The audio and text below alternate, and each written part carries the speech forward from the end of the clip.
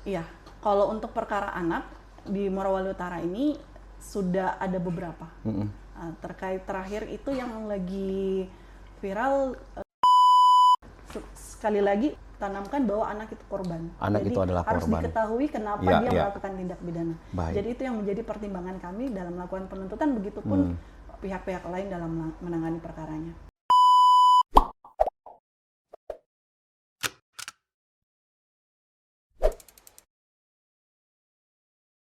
Assalamualaikum warahmatullahi wabarakatuh. Selamat pagi dan salam sejahtera, sahabat Humas Kominfo Morowali Utara. Saat ini kami kembali hadir untuk program podcast terbaru, dan kali ini kembali dalam program Jaksa Menyapa. Bersama saya, ini nanti kita akan bahas tentang bagaimanakah kemudian implementasi asas kepentingan terbaik bagi anak yang berkonflik dengan hukum.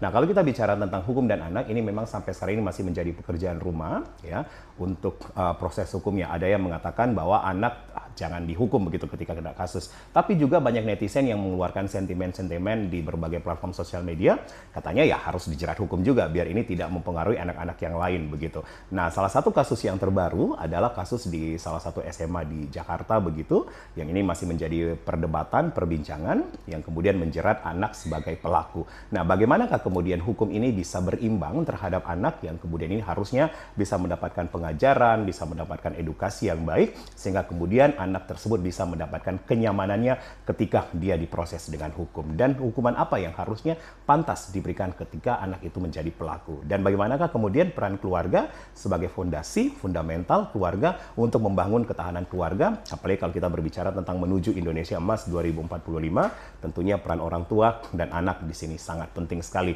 dalam membangun kehidupan kekeluargaan yang baik. Bersama saya, Julius Efrain, Kabid IKP dari Diskominfo. Kali ini sudah hadir bersama saya tamu ya di program podcast kami khususnya untuk Jaksa Menyapa. Beliau adalah Kepala Seksi Pidana Umum Kejaksaan Negeri Morowali Utara, Ibu Ayu Wahyuni Wahab, SHMH. Assalamualaikum warahmatullahi wabarakatuh, Ibu Ayu. Waalaikumsalam warahmatullahi wabarakatuh. Selamat pagi. Pagi. Sehat, Bu Ayu? Sehat, alhamdulillah. Saya manggilnya Bu Ayu atau Bu Kasi nih? Bu Ayu aja. Bu Ayu aja ya. Bu Ayu aja. Udah lama bertugas di Morowali, Bu? Untuk bertugas sih sejak November 2024. 2024, berarti hampir setahun ya? Setahun lebih. Setahun lebih. Lebih beberapa hari. Lebih berapa hari? Gimana kerasan di Morowali, Bu? Ya, alhamdulillah. Ya. Kerasan. Kerasan ya? Baik. Bu Ayu, kita akan bicara hukum dan anak. Nah, ini kan memang sesuatu yang sampai hari ini masih menjadi pro dan kontra, Bu ya. Ada yang mengatakan ya anak pantas dihukum ketika dia melakukan perbuatan atau kesalahan. Ada yang mengatakan ya jangan begitu ya, harus dilindungi. Nanti Bu Ayu bisa menjawabnya. Tapi sebelum saya ke sana, Bu Ayu, kita pengen tahu nih dulu, sahabat Diskominfo. Kita sebenarnya sahabat, Ibu. Oh, sahabat. Ya. Bu, bisa apa dulu, Bu Ayu? Hai, Ya. sahabat Kominfo. Ya, Bu Ayu, bicara tentang karir seorang Kasipidum sekarang, ya Ibu Ayu, gimana perjalanan? Kenapa kemudian memilih profesi ini begitu di kejaksaan, Ibu? Iya, pada intinya kan saya lulusan sarjana hukum. Oke. Selama kita Di Makassar ya? Di Makassar. Kita kuliah kan bahas tentang hukum. Ya. Sudah profesi tentang hukum itu yang berkaitan dengan hukum, ya kalau nggak jauh dari polisi, hakim, jaksa. Jaksa. Pada intinya untuk menegakkan keadilan, ya kita harus ada di profesi salah satu seperti itu. Tapi memang awal kecil ini jadi passion juga ya, Bu. Artinya kalau nggak polisi, jaksa, hakim, tapi Ibu Ayu mungkin spesifik suka jaksa begitu. Siap. Itu impian dari kecil mungkin begitu, Bu. Impiannya dari kecil seperti itu. Seperti Lebih itu. kepada menegakkan hukumnya itu seperti apa gitu kan. Baik. Ada silsilah keluarga yang memang sudah pernah menjadi jaksa sehingga kemudian bisa menjadi pengaruh pada saat itu, Bu Ayu? Keluarga saya sebenarnya polisi, Bang. Oh gitu, justru banyak polisi, Bu ya? Coba ya itu, kalau Ya. polisi kan lapangan terus. Kita main kantoran. Main kantoran ya. Baik. Jadi kemudian setelah lulus kuliah SH, ya, kemudian gimana tuh selanjutnya? Iya, saya daftar CPNS Kejaksaan itu di tahun 2014 untuk pengadaan 2015. Berarti dari 2015 sudah PNS. Katanya 2015. 10 tahun, Bu ya? Sudah 10 tahun. Menjadi aparatur negara nih gimana, Ibu? Pengabdi luar biasa. Mengabdi luar biasa. Dan kemudian gimana? Awalnya penempatan langsung di Makassar atau di kota lain justru? Untuk penempatan kan kalau Kejaksaan itu seluruh Indonesia. Ya. Seluruh Indonesia. Kebetulan saya ditempatkan pada saat CPNS itu di cabang Kejaksaan Negeri Goa di Malino, di Pegunungan. Awalnya di Goa dulu. Iya, di Oke. Tapi kan aslinya memang Goa, Bu ya, kalau saya nggak salah. Aslinya Goa. Aslinya Goa. Berarti masih di home base sendiri nih. agak jauh sih. Agak jauh. Karena agak di gunung. Oke. Nah, kemudian dari Goa ke Goa 2017 saya dipanggil untuk pelatihan jaksa. 2017 November, 13 November 2017 itu penempatan jaksa pertama saya di Kalimantan Timur. Oke, tepatnya di Samarinda, Balikpapan? Kejaksaan Negeri Pasir. Pasir, berarti kabupaten lagi nih. Kabupaten lagi. Oke, bukan Pasir Penajam Utara nih yang Di ibu kota. sananya lagi, Di sana 3 lagi. jam. Berarti Ibu ini selalu di sana-sananya gitu ya, Bu ya? Selalu ada di ujung. Ada di ujung, nggak pernah di tengah-tengah, Bu. Iya, pernah ada di tengah. Ya, kemudian Ibu dari situ? 2017 saya di Pasir, 2019 saya kembali ke Goa. 2019 sampai 2024 sekitar 5 tahun lebih saya baru beranjak lagi ke perantauan. Dan di Morowali Utara 2024. Alhamdulillah Ya. dapat promosinya di sini. Promosi. Jadi Kasipidum ini pertama kali didapatkan di sini. Siap. Oke. Sebelum Kasipidum kan ada beberapa tahap jabatan Oke. struktural yang harus Dilewatin. Jadi Berarti Kejaksaan Negeri Goa itu saya 2 kali kasupsi. oh kasupsi. Itu masih di bawah Kasih berarti, Bu ya. Di bawah Kasih. Tapi menjadi Kasihnya nanti di sini. Di sini. Di sini Morowali Utara. Baik. Kasipidum ini pidana umum, Bu. Iya. Ini apa yang membedakan Pidum dan Pitsus begitu? Iya, kalau pidana umum, pidana Iya. yang klasifikasinya itu umum seperti yang di luar tindak pidana korupsi yang khusus yang perkara tertentu. Lebih ke umum yang berpatokan pada KUHP sendiri. KUHP sendiri ya. Undang-undang lain yang menaungi pidana umum. Dan salah satu yang diatur di Pidum itu adalah anak. Anak. Ketika anak itu terjerat dengan hukum. Iya. Ini menjadi ranah dari Ibu Ayu begitu. Iya, karena kalau tipikor nggak mungkin anak sih. Ya, benar. Lebih kebanyakan. Ya, anak korupsinya uang jajan aja gitu ya, Bu ya. Nggak mungkin uang negara dipakai kan. Iya, Jadi, baik. 1 tahun menjabat sebagai Kasipidum, Ibu. Sudah apa yang kemudian dilakukan untuk Morowali Utara? ya, untuk Morowali Utara ya penegakan hukum. Ya. Semaksimal mungkin kita upayakan penegakan hukum itu ada di Morowali Utara, tidak ada pembedaan sama sekali seperti itu. Seperti itu. Oke. Kita akan spesifik ya, sahabat Diskom Info. Dan sekali lagi memang tema ini terkait khusus dengan anak karena ini memang masih menjadi terus perbincangan ketika seorang anak melakukan kesalahan dan kemudian terjerat hukum. Apakah pantas anak tersebut dihukum begitu, dijerat hukum atau seperti apa ya, Bu Ayu? Nah ini kenapa kemudian anak itu bisa berhadapan dengan hukum, Ibu? Pengaruhnya apakah ya memang sosial media sekarang juga berkembang? Karena kalau zaman kita ya mungkin Bu Ayu nggak ada yang begitu-begitu ya. Iya. Kita dulu nonton TV aja susah, nonton rame-rame. Kalau sekarang apa yang sebenarnya menyebabkan anak-anak ini gampang rentan dengan hukum, Bu Ayu? Iya, seperti yang Bapak Julius sampaikan kan bahwasanya perkembangan zaman saat ini ada internet, ada media sosial yang mendukung informasi-informasi negatif yang bisa mendorong anak untuk bisa mengikuti. Sedangkan tumbuh kembang anak sendiri dari umur 12 sampai 18 kan rasa ingin tahunya besar. Nah, itu yang mendorong salah satu penyebab kenapa anak selalu mengikuti, mencoba-coba untuk melakukan apa yang dia lihat, apa yang dia ketahui seperti itu. Berarti di usia 12 hingga 18 ini memang menjadi usia emas untuk anak bisa merekam memori gitu ya, Bu ya? Siap. Karena ya seperti kita ketahui perekam handal itu anak sebenarnya. Karena di usia tumbuh kembang itu dia merekam, dia mempelajari, dan kalau kita tidak support dengan pengasuhan yang tepat, itu akan bisa mengefek menyimpang dari perilaku normal. Seperti itu menurut saya. Jadi memang rentan ya, Bu ya? Anak ini memang sangat rentan. Ini kan kalau kita bicara sosial media ini kan Bu seperti efek domino kan harusnya ya. Ada yang baik, ada yang buruk begitu ya. Tapi kenapa kemudian banyak yang buruk justru terkait dengan apa yang anak-anak lihat begitu, Ibu? Itulah yang menjadi penyebab utama ya. Maksudnya penyebab utama ya karena lingkungan sebenarnya. Menurut saya lingkungan kenapa baik internal di keluarga maupun di eksternalnya itu perlu dijaga. Pertama pengawasan orang tua sangat diperlukan karena fondasi utama dalam pendidikan anak adalah rumah, adalah keluarga. Home ya? Iya, home. Jadi pembentukan moral, karakter itu pertama kali ditemukan di rumah. Di rumah. Kalau rumahnya aman, nyaman, orang tuanya bisa mengawasi, pola asuhnya tepat, insya Allah bisa mengarahkan anak untuk menjadi anak yang lebih baik. Sedangkan kalau dari kecil, dari rumah sudah melihat situasi kekerasan di dalam rumah, terus dibebankan untuk mencari nafkah, itu bisa jadi membebankan anak bisa melakukan hal-hal yang bagaimana bisa memenuhi hal tersebut. Baik. Seperti itu. Jadi memang fondasi keluarga itu sangat penting. Sangat penting. Ya, karena ini memang menjadi dasar ketika anak-anak itu tumbuh kembang, yang dia lihat adalah ayah dan ibunya, ataupun juga kakaknya, kalau dia punya kakak begitu. Baik, Bu Ayu, kenapa kemudian kejaksaan itu hari ini, maksud saya, urgensinya apa sih kalau kita angkat persoalan anak ini, Bu? Iya, karena menurut saya tongkat masa depan bangsa ada di anak. Sedangkan beberapa case yang kita lihat di beberapa media sosial itu, anak selalu ada berhadapan dengan hukum. Nah, jadi yang perlu ditekankan bahwa kita sebagai aparat penegak hukum, jangankan aparat penegak hukum, pemerintah pun wajib memberikan perlindungan khusus terhadap anak hingga akhirnya tidak berhubungan dengan hukum. Baik. Bu Ayu, kategori anak itu di umur berapa? Sampai berapa maksud saya? 17? Kalau anak menurut hukum Ya. itu sebelum umur 18 tahun. Berarti 17 terhitung lahirnya, Bu, ya? Tanggal Dari lahir? dalam kandungan. Dari dalam kandungan? Dari kandungan. Nggak, maksud saya, Bu, untuk limit maksimal. Dia berarti menuju 1 hari sebelum 18 18 tahun, iya, itu benar. masih dikategorikan anak. Tapi ketika dia sudah pecah di umur 18 tahun, berarti sudah remaja.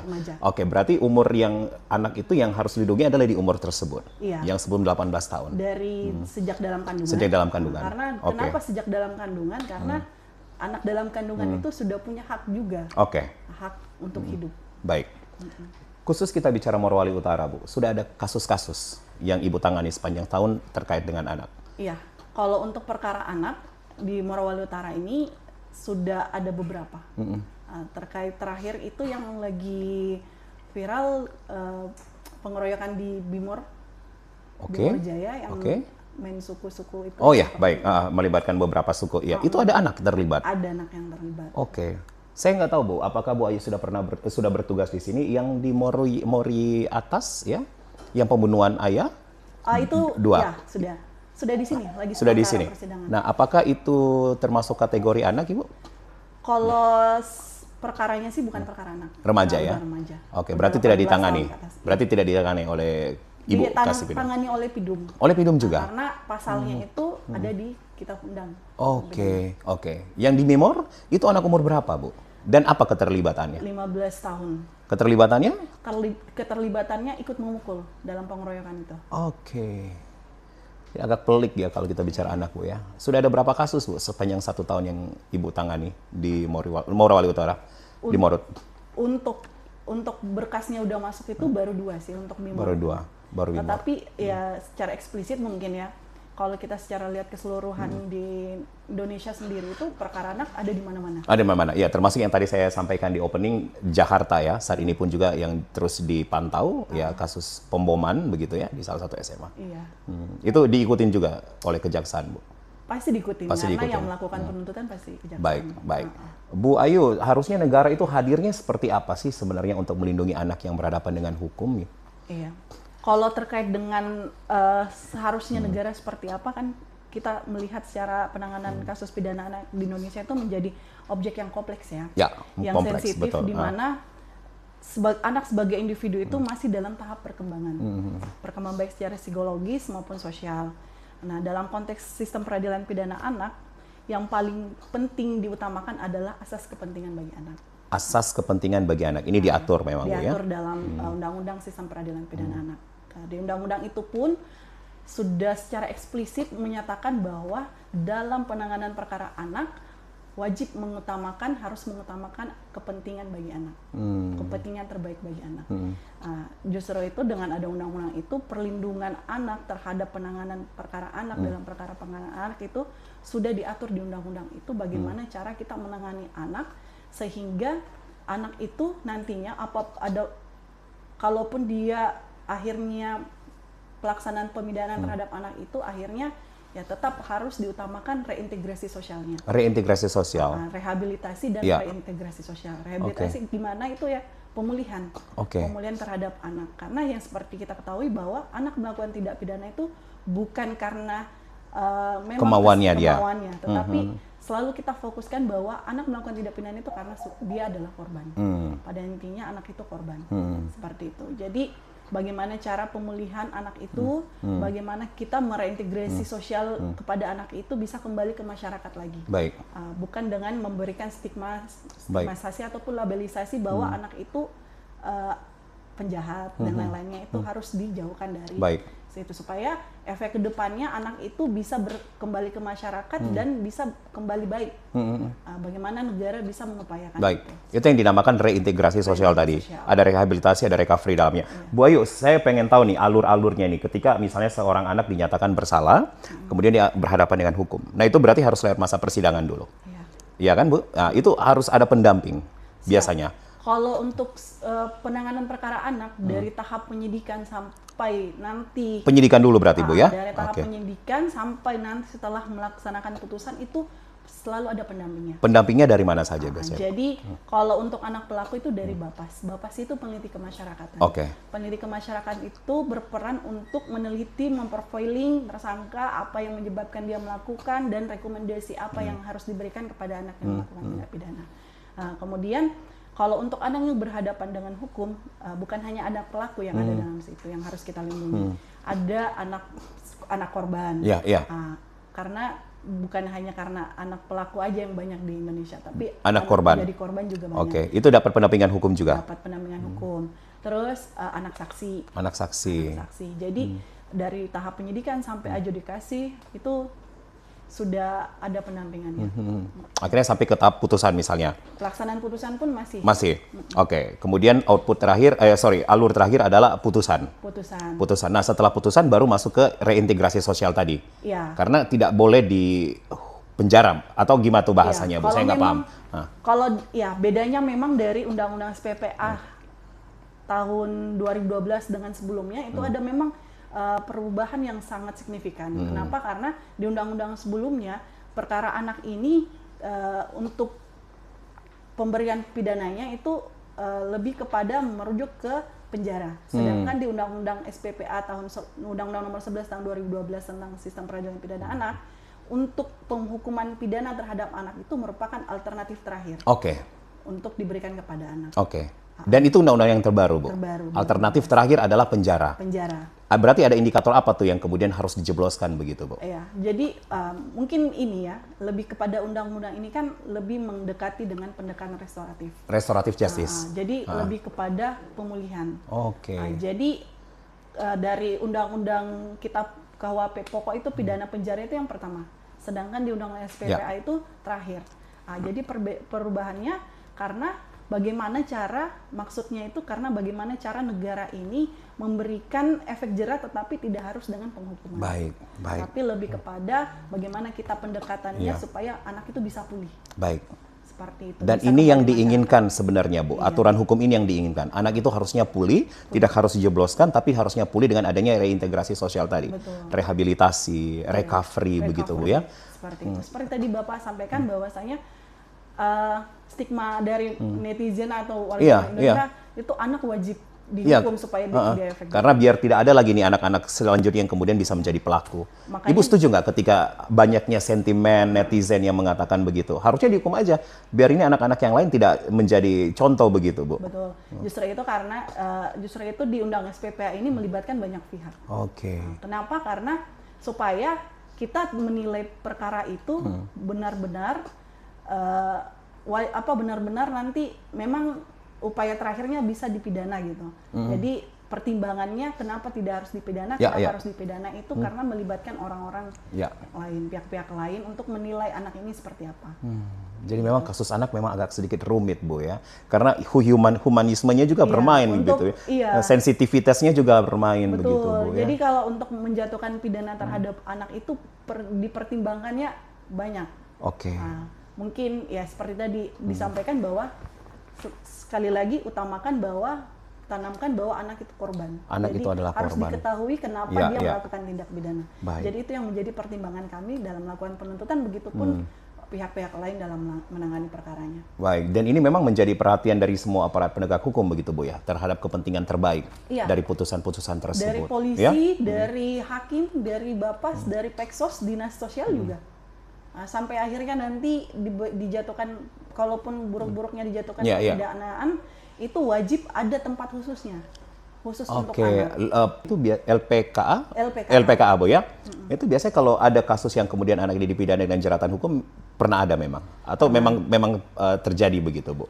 Pasti terjadi. Pasti terjadi. Karena ya itu, selain kita melihat perbuatannya seperti apa, latar belakang dia melakukan seperti apa, profiling keluarganya seperti apa, sehingga kita pertimbangkan mungkin lebih baik mungkin Dibina dulu. dibina di LPKA. LPKA. Karena mungkin Ya, salah satu case biasanya itu orang tuanya tidak mampu lagi membina di rumah.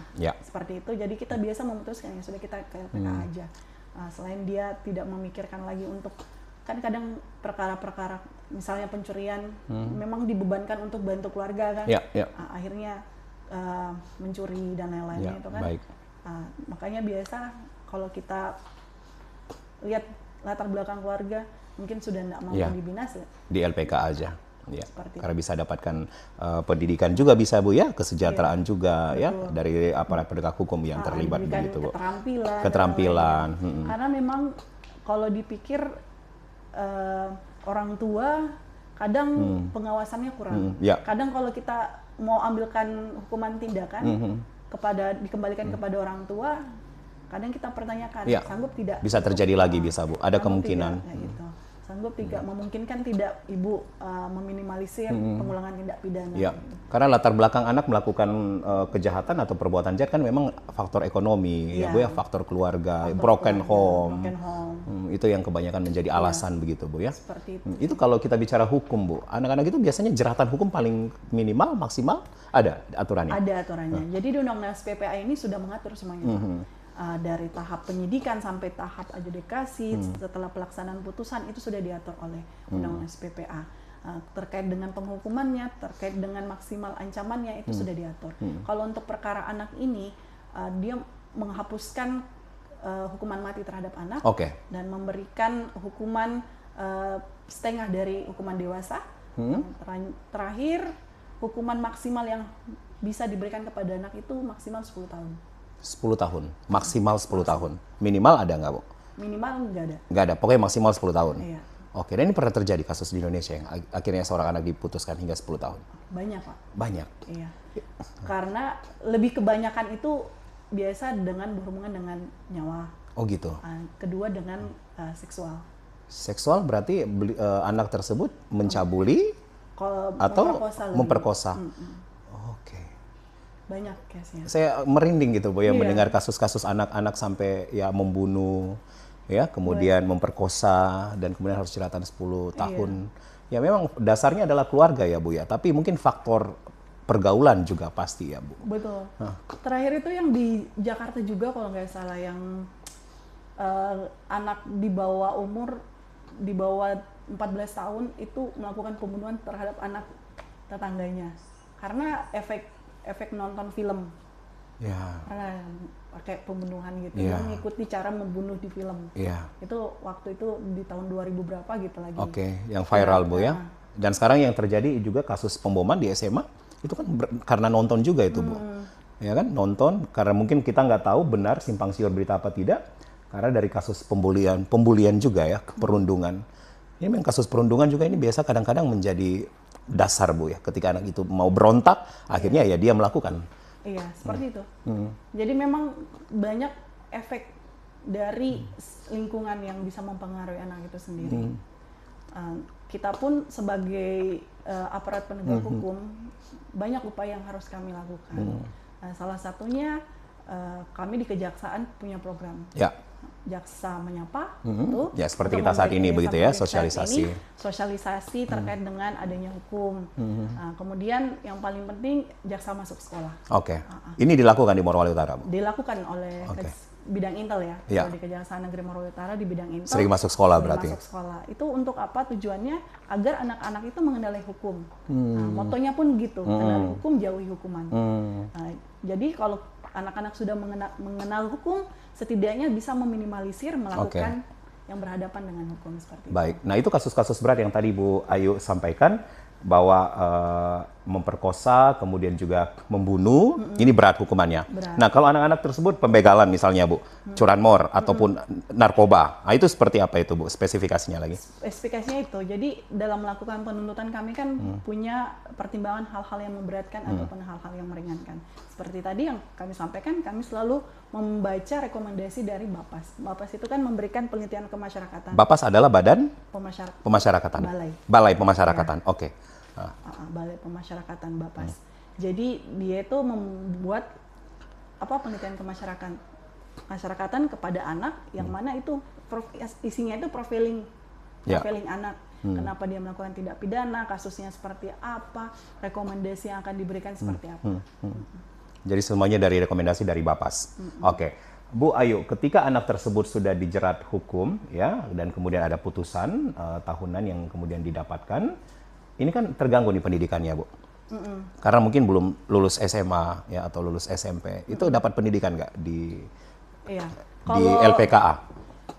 Kalau di beberapa tempat sepengetahuan saya sih, mungkin belum menyeluruh ke seluruh Indonesia, tapi untuk di beberapa tempat di LPKA itu pasti memfasilitasi terkait dengan pendidikan. Oke. Jadi karena di Moro sendiri kan Morowali Utara belum ada LPKA. LPKA harus ke Palu ya, Bu ya? Oke. Nah, jadi ya itu merupakan salah satu kendala kami kenapa untuk pelaksanaan penanganan perkara ini perkara anak ini kurang maksimal karena LPKA-nya tidak berada di setiap kabupaten. Oke. Tapi hanya di kota provinsi yang lumayan jauh jarak tempuhnya sehingga kami biasanya untuk memutuskan penanganan perkara ini mempertimbangkan melihat dulu LPKA-nya itu fasilitasnya seperti apa. Baik. Berarti kalau kayak khusus di Palu ada pendidikannya juga, yang Ibu Ayu pernah lihat sejauh ini? Pengetahuan saya sih ada. Oke, berarti anak itu bisa dinyatakan lulus juga dari SMA dengan paket C ya? Nggak formal berarti jatuhnya. Nggak formal ya? Paket ya. Paket gitu. Bu, kan menjadi maaf ya Bu ya, misalnya seorang anak akhirnya kemudian keluar ya, ketika dapat hukuman kan menjadi residivis ya kita sebut. Itu gimana kemudian kira-kira Bu, psikolog anak tersebut ke depannya itu? Ya, itulah maksudnya kenapa Undang-Undang SPPA ini dibentuk supaya labelisasi kepada anak yang telah keluar dari pemidanaan itu dari LPKA bisa kembali reintegrasi sosial tadi. Jadi hal tersebut salah satu upayanya itu dalam undang-undang merahasiakan. Merahasiakan anak itu dalam tahap penyidikan sampai pengadilan itu rahasia sampai dipublikasi pun di SPP. Ya, biasanya disamar-samarin ya, di blur wajahnya. Itu upaya salah satu upaya supaya anak itu bisa kembali ke masyarakat walaupun tidak semuanya tahu tapi meminimalisir mereka dilabelisasi bahwa dia napi gitu kan. Ya, karena bagaimanapun juga sekali lagi anak ini harus punya kepentingan ya, kepentingan anak yang harus dilindungi oleh hukum ya berdasarkan dengan aturan yang sudah disampaikan oleh Bu Ayu begitu ya. Baik Bu Ayu, sekali lagi peran keluarga, peran lingkungan itu memang menjadi hal yang sangat penting ya Bu ya. Iya. Ya, Ibu Ayu melihat gimana ini kemudian keluarga-keluarga di Indonesia ya sejauh ini, karena kasus anak ini ada saja setiap bulan pasti ada, setiap bulan pasti ada begitu Bu. Iya, kalau dilihat dari sosial media kan ada aja perkara anak. Iya, ada aja perkara anak. Kembali lagi berarti bisa kita simpulkan bahwa pola asuh dalam keluarga itu kurang tepat. Kurang tepat. Makanya pemerintah sendiri itu punya kewajiban. Sebenarnya pemerintah berdasarkan Undang-Undang Perlindungan Anak itu sudah punya kewajiban untuk melindungi anak, baik dari hak anak hidup yang layak dan yang lainnya itu udah diatur. Kalau seharusnya pemerintah sudah memenuhi hal tersebut sih, menurut saya itu bisa meminimalisir anak-anak itu menjadi beban ataupun mempunyai beban untuk keluarganya sehingga meminimalisir itu untuk tidak melakukan hal-hal yang menyimpang. Untuk sekolah? Sekolah itu pun sudah diatur di pemerintah wajib memberikan pendidikan. Baik. Jadi kalau menurut saya kalau pemerintah sudah melaksanakan apa yang sudah diamanahkan dalam Undang-Undang Perlindungan Anak itu sudah mengcover semua yang dibutuhkan oleh anak sehingga anak itu tidak perlu memikirkan hal lain. Tetapi fokus bersekolah wajib sekolah 9 tahun. Dan itu memang sudah harusnya menjadi kepentingan kita semua, baik dari kehidupan keluarga ataupun juga kehidupan sekolah dan bermasyarakat. Ya, pengaruh sosial media yang kita nggak bisa tampik lagi begitu Bu, karena dinamikanya memang begitu kencang. Tapi pola asuh yang tepat menurut Bu Ayu dan pola pendidikan yang tepat ini bisa membuat mata rantai ini bisa kita putus atau kita minimalisir. Bu Ayu yang terakhir, ya, yang menjadi pernyataan terakhir Bu Ayu, apa yang kemudian harusnya dilakukan oleh Bu Ayu sebagai aparat hukum dan juga kemudian teman-teman lain sebagai aparat hukum begitu ya. Bagaimana kemudian kita bisa meminimalisir bahkan mata rantai kejahatan anak ini kita bisa putus begitu Ibu. Sehingga anak Indonesia menjadi anak-anak yang berprestasi, apalagi kalau kita mendengar ada Indonesia Emas 2045. Iya. Pada intinya kita sebagai aparat penegak hukum akan terus mendukung dan mensupport kebijakan ataupun arahan dari pimpinan terkait dengan program Indonesia Emas.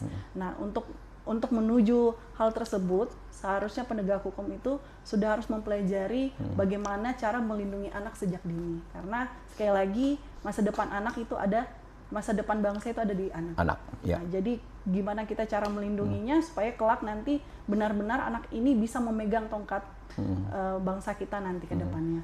Hal-hal yang kami lakukan, kami pasti akan terus melakukan sosialisasi kepada anak, kepada masyarakat, bagaimana bisa memperlakukan anak sebagaimana mestinya agar jauh dari hal-hal yang bisa mendorong mereka untuk melakukan tindak pidana ataupun berhadapan dengan hukum. Seperti itu. Baik. Tugas kita semua, Boy. Tugas kita ya, semua. untuk kemudian membangun generasi yang cerdas menuju Indonesia Emas 2045, sekali kita lindungi anak-anak kita, ya, generasi muda kita untuk membangun atau menjalankan tongkat estafet ya untuk Indonesia yang lebih baik lagi. Terima kasih, Bu Ayu. Ayu Wahyuni Wahab SHMH, Kepala Seksi Pidana Umum Kejaksaan Negeri Morowali Utara. Sukses selalu, Ibu. Siap. Ya, impiannya ke depan apa lagi nih, Bu, kira-kira? Impian apa ini? Pekerjaan, keluarga? Apa ya? Ya, pokoknya ngalir aja Bu ya. Ngalir aja. Tapi yang pasti sejauh ini masih kerasan di Morowali Utara Bu ya. Yang penting selalu berusaha bekerja secara maksimal. Oke, baik. Negara, kan? Oke, untuk negara walaupun di tengah-tengah banyak efisiensi. Betul. Kita tetap semangat. Tetap semangat. Terima kasih Bu Ayu sekali lagi. Baik, sahabat Diskom Info, ini yang menjadi perbincangan menarik saya bersama dengan Kepala Kasipidum Kejaksaan Negeri Morowali Utara, Ibu Ayu begitu. Ya, jauh-jauh nih dari Goa, Sulawesi Selatan hadir di Morowali Utara, dan Bu Ayu sendiri sudah berjanji bahwa akan terus mengawal kasus-kasus jeratan hukum yang kemudian ketika melibatkan anak tersebut sehingga anak ini mendapatkan perlindungan yang baik dari kita semuanya. Terima kasih sudah menyaksikan kami. Saya Julius Efrain pamit. Wassalamualaikum warahmatullahi wabarakatuh. Salam sejahtera dan sampai jumpa. Sampai jumpa. Bayu, makasih banyak. Terima kasih. Ya.